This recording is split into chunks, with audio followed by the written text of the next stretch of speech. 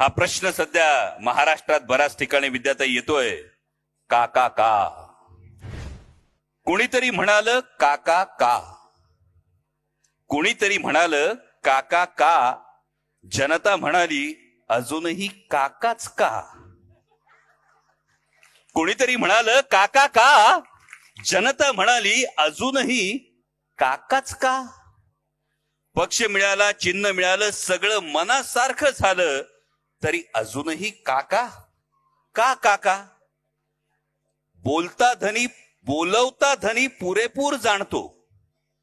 जे कोण बोलत असतील, बोलवता धनी पुरेपूर जाणतो. काका का? पण महाराष्ट्राला पक्क ठाऊक आहे काकाच का? कारण काका फक्त माणूस नसतो. कारण काका फक्त माणूस नसतो, काका फक्त नेता नसतो. 50 वर्ष महाराष्ट्राच्या मातीतून, 50 वर्ष महाराष्ट्राच्या माणसातून वाहणारा काका एक विचार असतो. सर्वसामान्य शेतकरी, युवक, महिला प्रत्येकाला, सर्वसामान्य शेतकरी, युवक, महिला प्रत्येकाला मुजोर व्यवस्थेला का हा प्रश्न विचारण्याची तो ताकद देतो. काटेवाडीच्या का पासून कारगिलच्या का पर्यंत, काटेवाडीच्या का पासून ते कारगिलच्या का पर्यंत, काळ्या मातीच्या का पासून ते कणखर कातळापर्यंत महाराष्ट्राची दिल्लीतली ओळख काका काकाच असतो.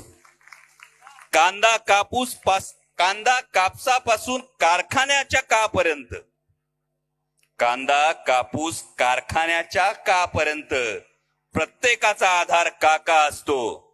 शेताच्या बांधावर काका असतो, विचारवंतांच्या बैठकीत काका असतो, उद्योगधंद्यांच्या धोरणात काका असतो, आणि म्हणून महाराष्ट्राचा अभिमान काका असतो. आणि म्हणूनच हे पुढचं फार महत्वाचं आहे.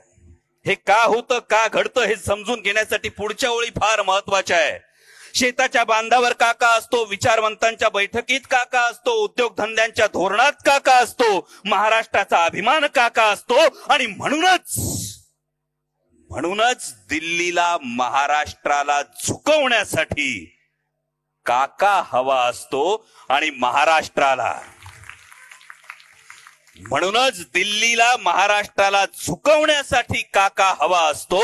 आणि महाराष्ट्राला स्वाभिमानानं लढण्यासाठी काकाच हवा असतो. म्हणूनच काका का, म्हणूनच काका का हा प्रश्न जरी कुणाला पडतो, तरी का काका आणि काकाच का हे स्वाभिमानी महाराष्ट्र पुरेपूर जाणतो. हे स्वाभिमानी महाराष्ट्र पुरेपूर जाणतो. धन्यवाद.